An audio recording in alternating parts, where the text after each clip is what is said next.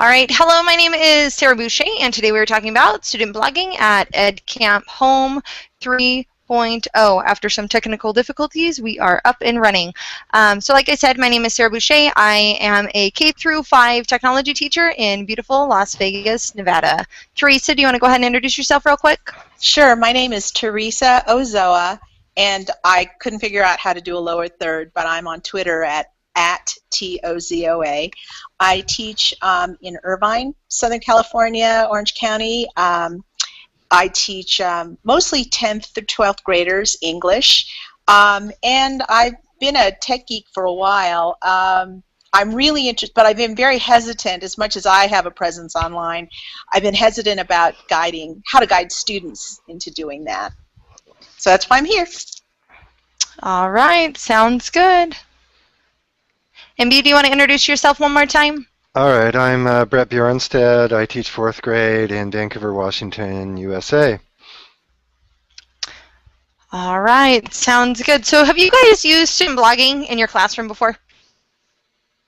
I have not really. I have a number of students who blog on their own, and I've tried to help them as far as being careful online, how to get rid of the trolls, how to produce content that other people are interested in. But what I'm really interested in is how to institute that on a class-wide basis. All right. And what about you, Brett? Yeah, I've tried it a couple times, primarily using EduBlogs. Tried using Weebly last year and didn't go so well. Since I have 4th graders, I want to control all of the access. So anything that's posted, I want to review it, before it goes live, and any comments as well, just to keep things safe for my kids. So I'm kind of the pinch point on the blogs. It all goes through me, and so it kind of depends on how much time I've got to review all those blogs. Now, do you use, are you planning on using them for assessments or just for the kids to write? Well, for me, I actually did a bit of an experiment at the end of last year where I had students create just 3-page blogs on Weebly, websites really, where they describe their American dreams. And it was more of a dipping their toes into the shallow end. I didn't really know as much as I would have liked about how to set up websites, etc. That's why I restricted it to just this one thing. They did a great little mind map about what their dream was. Gosh, I'm trying to remember the name, using Poplet, I think.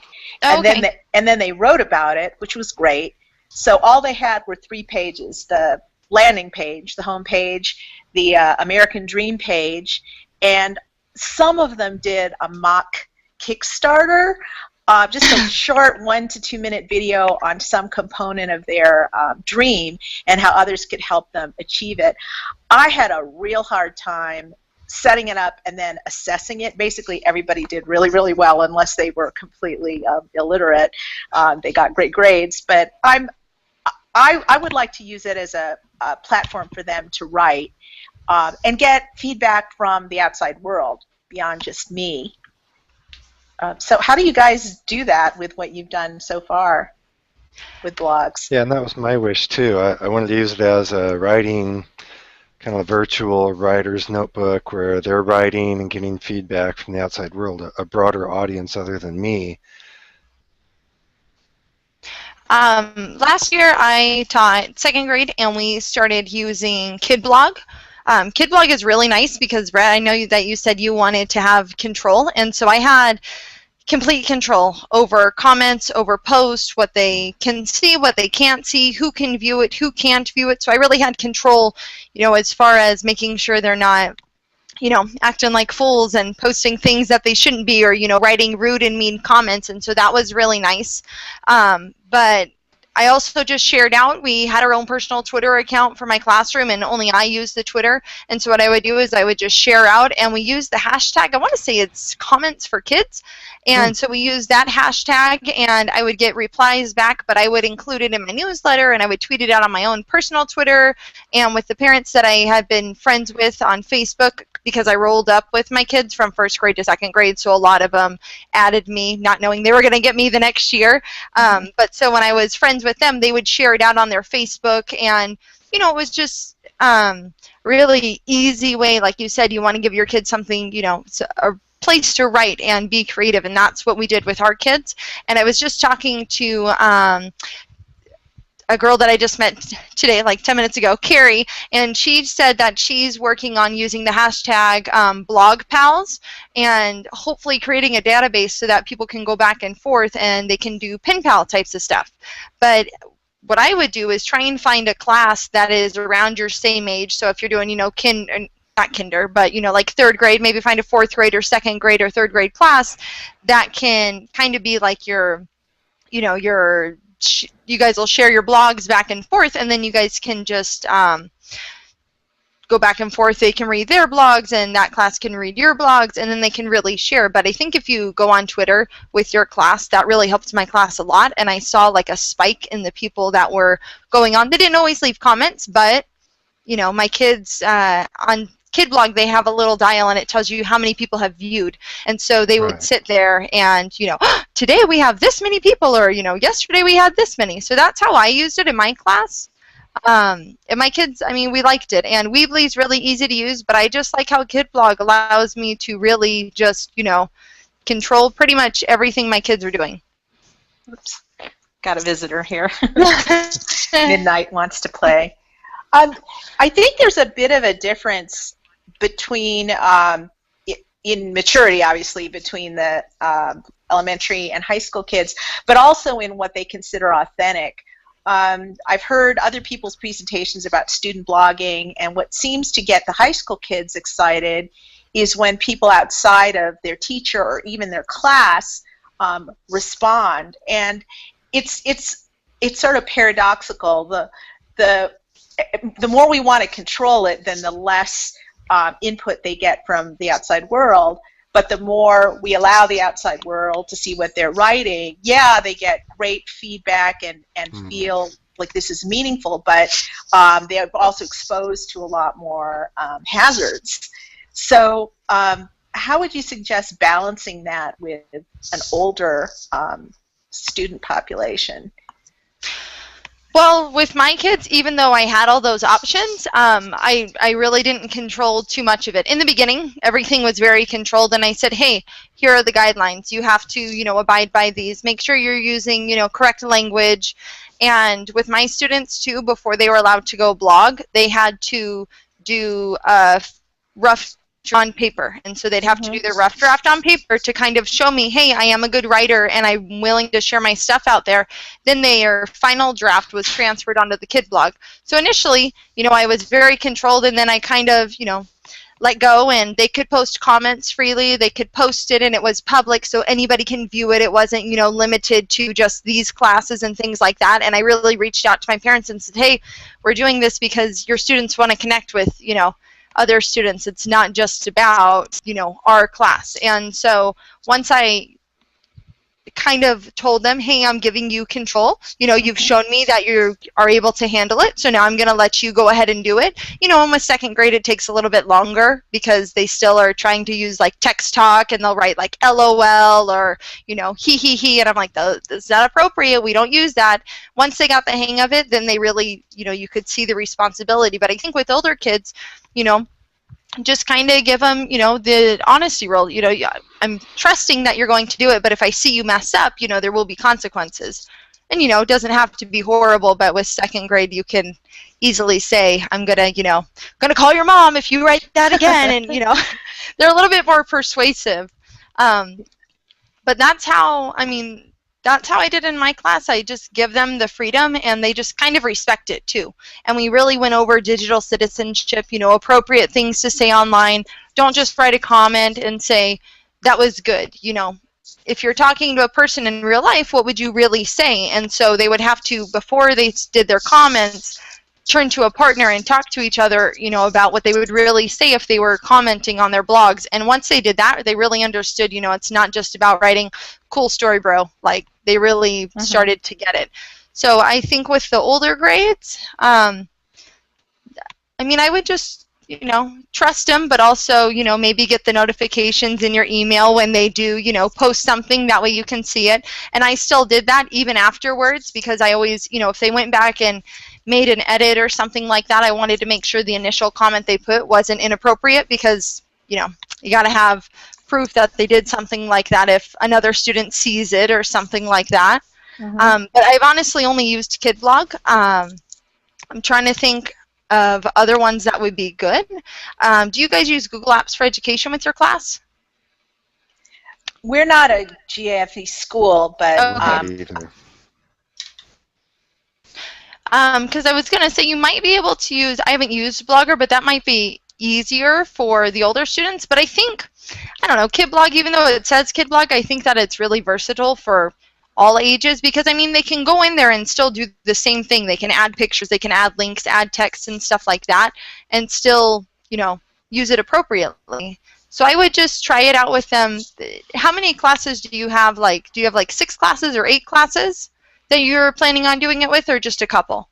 I did the website project with just 2. They're actually English learners, so it was, there were multiple levels on which this was both awesome and also difficult. But I would like to extend this to at least one more class, my AP English language class, mostly to extend their audience. Most of them are already pretty good writers, but what I found really increases their confidence and their ability is to get them to recognize that they've got a unique voice. And the students who started their own blogs, not with my guidance at all, really learned that, and were able to share that with the rest of the class. So I hope to roll that. The problem is numbers. I had 39 kids in that class last year. So when we're talking about how much time this all takes, I'm a little bit reluctant to just jump in all the way, because of I want to be careful about the assessment. And like you said, trust that they're going to do the right thing, but verify. So I realize that's going to take, that'll be a big learning curve for me. Yeah, I think what you mentioned earlier about the paradox of the authenticity, and something that Sarah said earlier too, maybe what I could do is, you know, start out small, share with another class, and then just slowly expand the circle out to our school, you know, our district, and then state and country and world. But yeah, the time element of just you know, reviewing all the blogs, that was challenging. And what I liked about KidBlog is you can go through and like massively look and see what they're doing. It's not like you have to click at this blog, click at this blog. I could go through and physically, you know, sit there and just see, okay, Sam posted this, so-and-so posted this, and, you know, whoever posted this, but it's all there and it's all on one page rather than having to click, you know, 30 different pages to go back and forth. Maybe I should just try a new format then. Yeah, I mean, I would check it out. It's kind of frustrating at first. I like it a lot, but it really, as techie as I am, it took me a while to get used to understanding it and things like that. So what I would do is, you know, first, you know, check it out, see what's going on and stuff like that, and just play around with it before you introduce it to the kids and see if you can, you know, figure it out. And I would, like, what I did is I wrote my own blog on there to kind of show my kids, and the first couple days that we did it, after I really laid down the basics, okay, this is what this is, this is what this does, I gave my kids the freedom to go and play around, and they actually showed me some cool things that I didn't know. So, you know, that's always, I love it when they get to teach me those things. But I had, in my class, we had, trying to think, 9 devices. I had a bunch of Chromebooks that I got from donors' shoes. So it made it a lot easier for me because I had that technology. and it was, I mean, it was just available. So my kids, we would do, like during our writing centers, they would, and I know you guys don't do that, but during our writing centers, they would each get, you know, day one, so-and-so gets 15 minutes. Day two, so-and-so gets 15 minutes on it. And we would just kind of rotate. And then by the end of the week, all of my kids got a chance to go on it. And if they had free time, that's what they would do as well. But I had some kids who were motivated to go and do it, you know, at home. But you could always make that like a homework assignment. That way they're still, you know, getting the chance to do it, or say, hey, you know, whether you want to do it in class or at home is your choice, you know, but you have to talk about blank, blank, and blank. Do you guys have a lot of technology in your class, or no? We have labs, but there's a really difficult access because there's so many students in the school. Yeah, we did have a lab last year. Had enough for every kid to use a computer, but we only got 1 hour a week.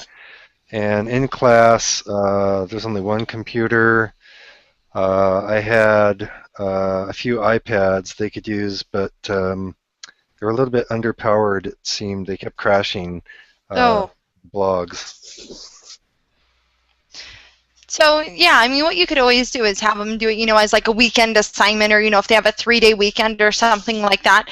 Or maybe just monthly. Do, you know, one writing prompt per month. And when they have the free time, you know, oh, okay, you finished this assignment, cool. Go ahead and jump on your blog and finish that. So, I mean, maybe those are some ways that you can do it. I'm trying to think, because I've seen some cool stuff, but obviously now I can't think of it. Hello. Hi, Tracy. Hello? Hi. Hi. Sorry it took you so long to get on here. I was trying to invite you, and it wasn't letting me invite you at all. No worries. Just glad I'm here. Sorry, we're changing rooms. No, you're fine. We were just talking about student blogging. What grade do you teach? I teach grade 1. Oh, okay. And have you used blogging before in your classroom? No, but I really would like to this year. Okay. Well, we were just talking about, because Brett and Teresa teach the upper grades, but I've used it before with my kids, and we use KidBlog. And so we were just talking about how to implement KidBlog. Do you have a lot of technology in your classroom? No, we don't. There's 15 iPads in the whole school, and we have to share them. Do you guys have any computers? No. We have the standalone desktops, and it takes so long for them to log in, and they are so slow that we just don't use them. So I have an iPad and I have a Mac that we use. Okay.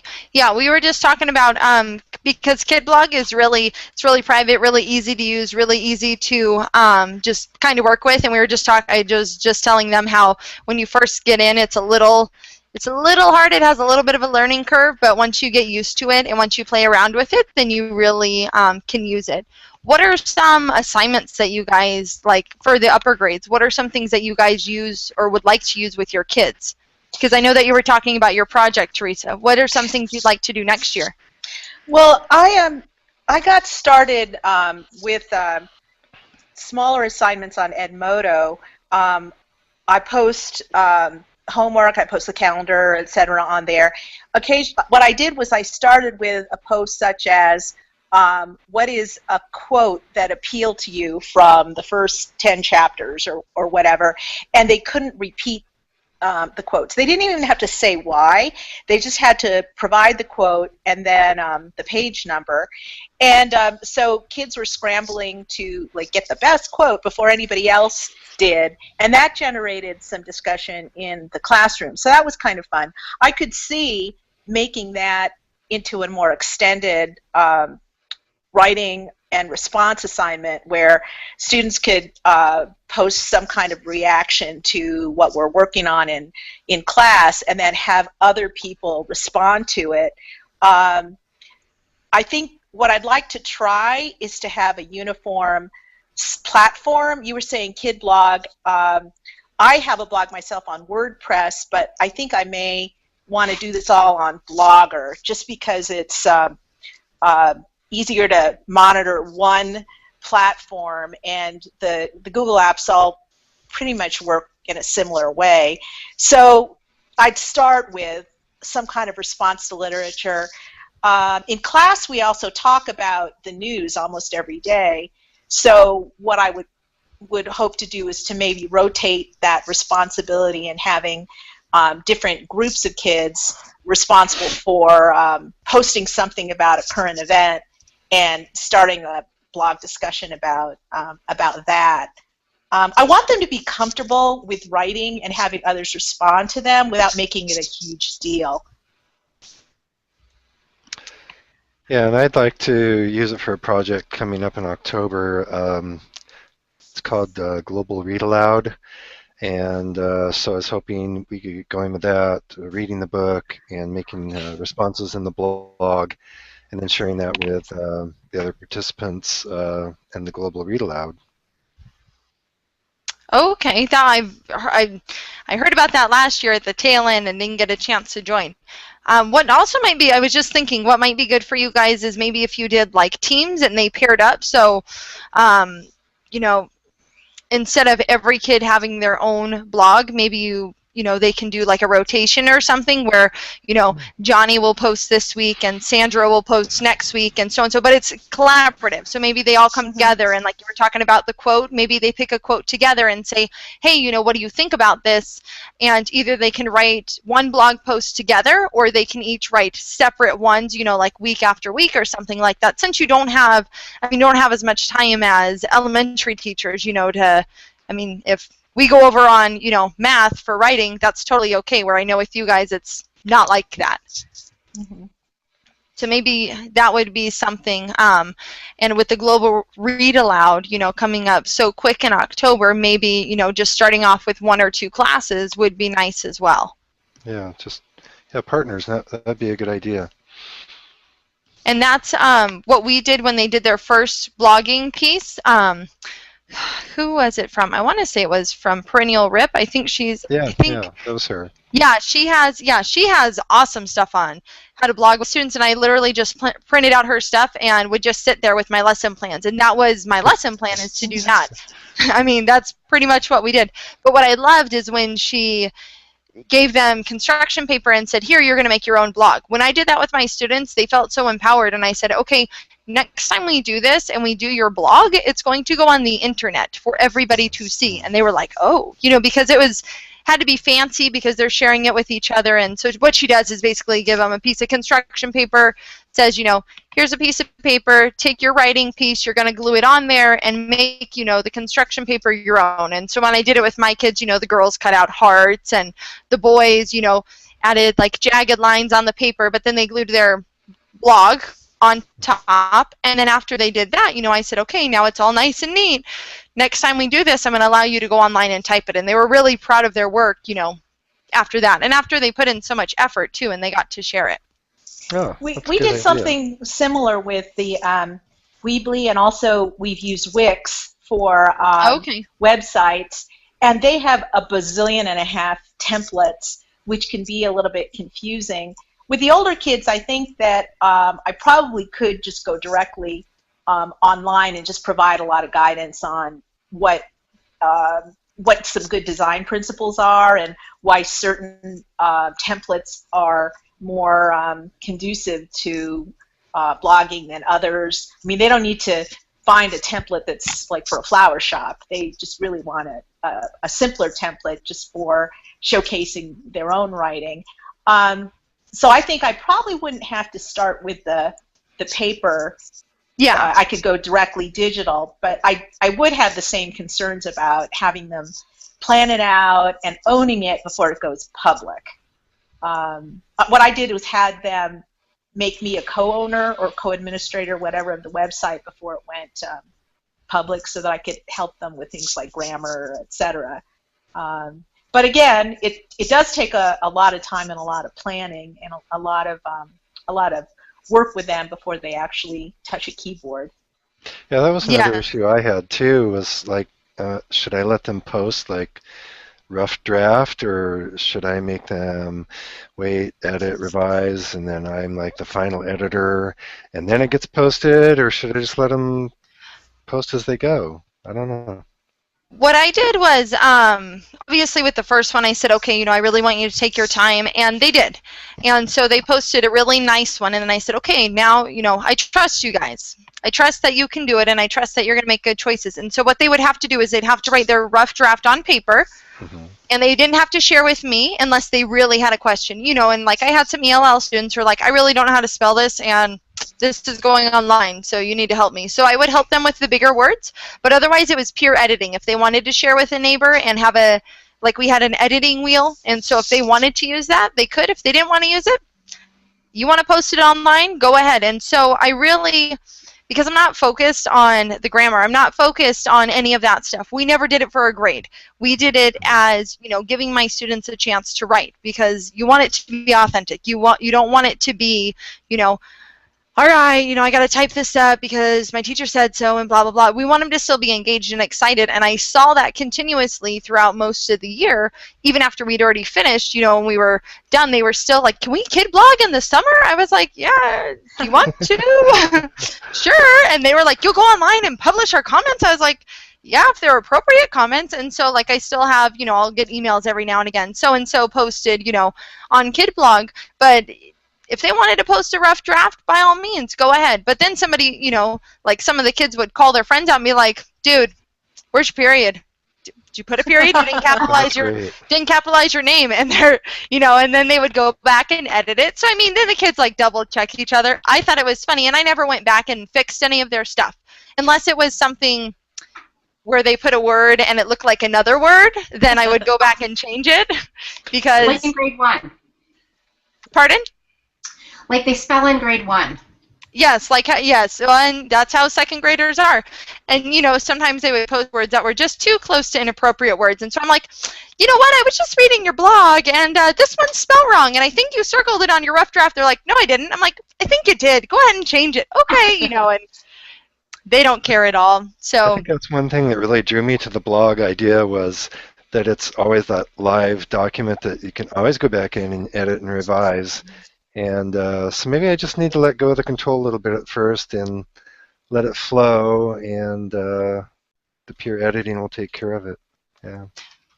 I've attended a couple of sessions on student blogging at the high school level, and that is one thing that that people have said is we want to keep them safe, of course, but the beauty of the blogging is that they can just be themselves, and there is there's a lot of affirmation in that, as well as as we talked about before, danger, digital citizenship, and all of that. But then they become writers, and it really doesn't matter that this is for a school assignment or not for a school assignment. This is not true for everyone. I mean, everyone is not a tennis player. Everyone's not a violinist. Everyone's not a natural, profound writer either.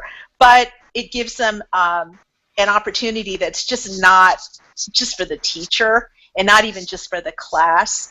I think having that broader audience really is very, very empowering at all ages. Yeah, I found my kids to become better writers, and they were more excited. And when we would have our rotations, we would have one blog per month that they had to, contribute to. So I'd say, okay, you got to write about your favorite animal. So then they would write about that.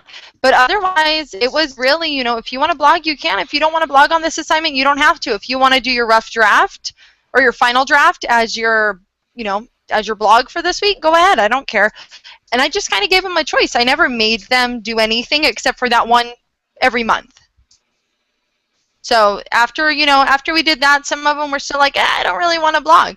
And I'd say, okay, did you do your one this month? Yeah, I did. Okay, then don't worry about it. And I think giving them that choice and that freedom, because some kids still, wanted to do it handwritten. Go ahead. I don't care. You're practicing your writing either way. So however you want to do it. This comment kind of spills over into another topic, but at the end of the year, after the APs were over, I had my AP students do TED Talks that were about 8 minutes long, and that was one of the absolute best things we did all year because they could pick. I had kids doing bird watching. I had one doing the history of film. I had another one showcasing her own photography. And I think giving choice in writing, too, for the blogs that way, that maybe they're really into anime, or maybe they're really into, hey, it's October and baseball this month, giving them that flexibility to blog about that, I think, is also would also engage them. Yeah, and a lot of times I didn't even give them. You know, if they were really stumped, sorry, air conditioning went on. I'm like, wait. But if they were really stumped, then I would say, oh, well, it's, you know, February. Let's talk about Valentine's Day. You know, what did you get for Valentine's Day? What was your favorite or whatever? But otherwise, sometimes my kids would be like, hey, I want to go write a story about something that happened at recess. And all right, go ahead. I don't care. You know, do whatever you want. And they were excited, you know, to write their own stories. And I saw that's when their creativity came out. And so my kids were reading the Magic Schoolhouse series. And so I don't know if you're familiar, but there's this boy and this girl, and they go on this story, and they find a magic treehouse. So then one of my kids starts blogging about himself going on a magic treehouse. And it was nice to see that text-to-self connection. And I didn't have to prompt him. I didn't have to say, you need to write about this, blah, blah, blah. He was just excited to do it. So that was really just fun. I was really excited when they did that. How did you introduce blogging to your little ones? So first I started off, I did a lot of Common Sense Media. Hello, Sean. Nice to see you. Hi. Sorry, Sarah. You know what? Scott Bedley, he kidnapped me. He brought me into one. Oh, he said man. it was he totally kidnapped me. So I'm sorry. I'm totally late. I tuned in and heard a little bit of what you guys were talking about. I have done blogging for the past couple of years. Do you guys have questions? Any particular questions for me? Tracy, it sounded like. Go ahead.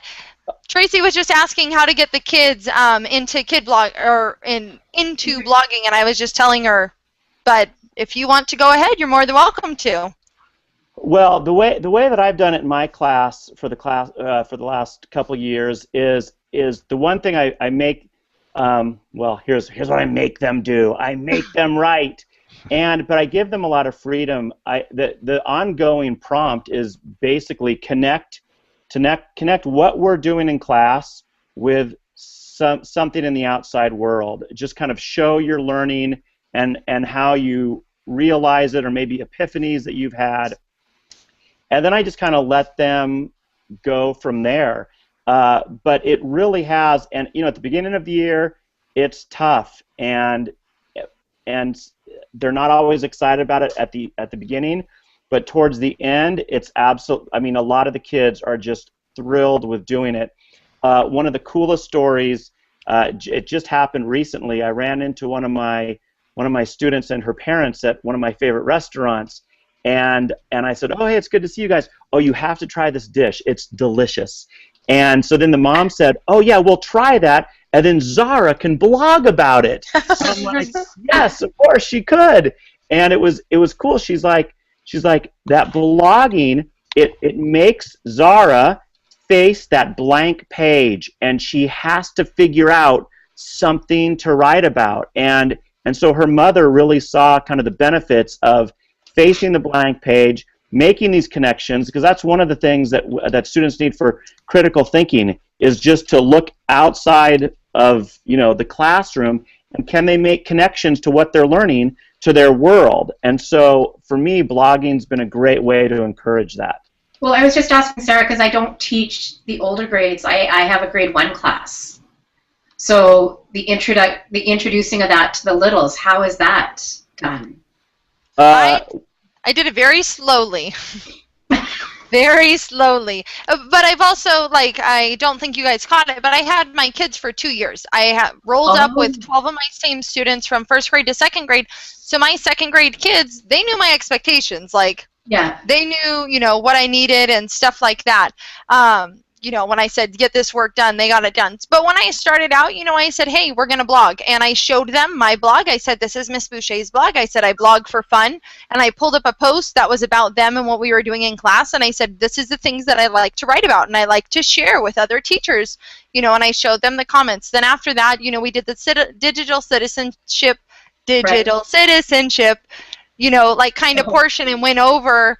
My favorite lesson that I did was I grabbed a tube of toothpaste and I grabbed a paper towel and I said, I want you to think of all the bad things that you've ever heard, blah, blah, blah, any bad thing you think that somebody could say about you on the internet, because we'd been talking about it for like 2 weeks, and they're second grade, so they all go, oh, and they throw it in. I love second grade because they're still, into all of that. So I said, throw it in the toothpaste. Then I squeezed out the toothpaste onto the paper towel and I said, okay, I said, now let's get it back in. And they were like, well, you can't. And I was like, exactly. You can't get all those bad things that you just said. You can't get those off the internet. And once they got that, then I really started to introduce them to blogging and saying, you can't be inappropriate. Blogging is just like how would you talk to your neighbor in real life. And so we did a lot of caring and sharing. And I said, let's talk about, good responses. And my friend Victoria Olson helped me a lot because she gave examples on we call them highway comments and dead-end comments. You don't want a dead-end comment. So, nice story, bro. You don't want to say that. But saying something like, I really like the adjectives you used in your story, why did you use this one instead of this one? And with first grade and second grade and stuff, you go through all of those things. And so they would ask about nouns and adjectives and verbs. But we did the rough drafts of their papers. And then I would just let them go and I let them type. And one day we had computer lab and I logged them all on. And I just said, go for it, go play, go mess around, because there's nothing on there that they can mess up that I can't fix. And so we kind of just went through and we all published the same thing. Like I said, okay, just type up, hi, my name is blank, and publish it. And we went through that just slowly all together and they got it. I mean, it took, maybe 2, 3, 4 times until they really were able to post it on their own. But what I always do in my classes, I had, 2 or 3 kids that were like my techies. I taught them everything. And I would bring, they come before school, I would teach them everything. So then when I'm in class and they're like, you have that kid, I don't know how to do it. You've taught me 20 times, but I still don't know. I would, hey, you go over there, talk to your friend, and they solve it all out. So as long as you can get, like 4 or 5 of them really good, they'll teach the rest of the kids. But we just went slow, like super slow. And, they got it. The kids who got it just went forward and went with it. So that was fine by me. I was going to make a similar suggestion that as educators, we always like to provide a lot of models. And one of the things I did with my TED Talk assignment is had them watch a lot of them. But with blogging, with my AP class, I want to have them follow a couple of blogs, discover them, and then share those. Now, the only danger with that is then you get kids seeing those as the only, imitating them to the exclusion of their own voices. So, that's a bit of a danger. But having them see other models of kids' blogs, I think would be awesome. And that's where it's really great to be on Twitter and use those hashtags. Like I know she just posted it. Whatever one I said earlier, I'll link it up again. I think it's Blog Pals, but like that one. And even the hashtag comments for kids. You just say, hey, we're second grade class, wrote about animals this week, hashtag comments for kids, and people, will retweet it and share out, and they get really excited. And that's a great way to share it out, to the rest of the world. Or you can just spam everybody on Facebook. That's usually what I do. I'm like, hey, go read my kids' my blogs for my kids, and my mom will read them, and she'll leave comments, and my kids, they get so excited. They're like, Miss Boucher, this lady commented on my blog, and I go, let me guess, is it Roxanne? And they're like, yeah. I'm like, oh, that's my mom. She's blogging for you, or she's replying on your comments. So they love it, though. And Brett, yeah, we're not allowed to use Twitter either, but I don't really care. So I was just about ready to add that to his comment, Sarah. Is even though the students can't use it, you can, and you can still share, especially at the younger grades.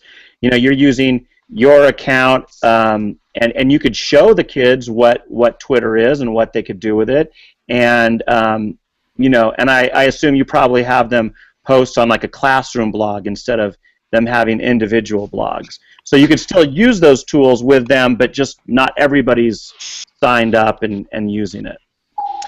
Yeah, that's what we do, because they have pretty much everything blocked from my school district. Is we'd have the Elmo hooked up, and then I'd put my phone right under, and I'm like, okay, what do you want to tweet about today? And they'd say, oh, blah, blah, blah, and, you know, they get excited, and we'd sit down every day, and not every day, excuse me, every week, and we'd try to get, you know, like 1 or 2 in. But Perennial Rip has a great, just her whole section on everything like that. Like, she has the handouts and everything, and so I had my parents at the beginning of the year sign all this paperwork saying it was okay to use Twitter, it was okay to use Skype, it's okay to use KidBlog, and anything else I deem educational. And nobody had a problem with it. 1 or 2, you know, I called them and said, hey, you checked the wrong one. They're like, well, why are you doing it? And I said, because, you know, it's for the good of your kids. I'm not doing it, you know, just because we're doing it, you know, for A, B, and C. And they were like, oh, okay, sure, whatever. You know, once you explain it, they get it. And I think in the older grades, you know, you'll be able to do that without having so much parent, you know, pushback and things like that.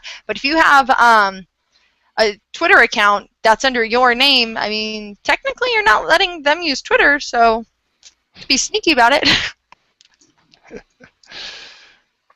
You know, another thing I wanted to bring up, you know, Brett was talking about the audience students can get with blogging. And, you know, I mentioned it's that audience, but it's also the conversations that students could get into. And we've connected with authors and different teachers in different parts of the world. And when the students hear back from those people that they're blogging about, or that they're tweeting to or tweeting about, it's literally a light goes on, and it's kind of life-changing. I have one student who she's presented with me at our tech conference. She was just on a Google Hangout with sharing in the classroom, and so here she is. She is literally shoulder to shoulder, like it looks like in our little Google Hangout, and she's there with all these people that I use in my classroom, and I'm like, hey, look, here's Amy Berval, and look at all the great stuff she does, and here's Brado, and look what he's doing. And then there's my student Afra right in between them, you know, being part of that conversation, and that all came from blogging and sharing her work and showing it with others. So it's that audience, but it's that conversation, and it's the chance for the students to really engage, and it becomes more, you know, that more intrinsic engagement. For those people too who maybe I'm preaching to the choir, but Sean, I was actually attended one of your presentations at Cal State Fullerton, I think. Oh, and yeah. Both Sean and David Turow have wonderful resources that we can, for the older students, for teachers of high school, can look to for student blogging. But I think the bottom line message is, let's just go do it, to make stuff and make connections, help the kids to make connections. And it just makes our job so much more interesting too, seeing them take charge of their own, as you say, conversations. Yeah, and I think, you know, you bring up a good point, because you do have to, there's no way you're going to learn everything about blogging in time to do it in class. It's like if, you know, you first get married, you're like, oh, we're going to wait until we're financially secure and mentally secure to start having kids. That never happens. You know, you're never financially secure or mentally secure enough to have kids. You just go for it, and guess what? You learn with your kids, and that's kind of how blogging is. You set some parameters, but if you're doing it with your students, and you're not pretending to be any big pro on this, you'll learn a lot from them, and they'll learn a lot from you, because that role will switch. And a lot of times, like, some of your students will know how to do things a lot better than you, and that's a good thing. And then, as Sarah said, they could help other students, they could help you, and then that's when they're learning the most, because they're then being the teacher And so go for it is a, yeah, that's good. Yes. Good suggestion. Go for it. All right, I'm going to cut us off because we're like way over time, but that's okay. It was lots of fun. But they have the EduSlam going on right now at edcamphome.org, so I will let you guys go to that. But great conversation. Don't let it stop here. Thanks, Sarah. I will be on Twitter, Thanks, and I will everybody. tweet all of you guys. Thank you guys, and I will talk to you guys soon.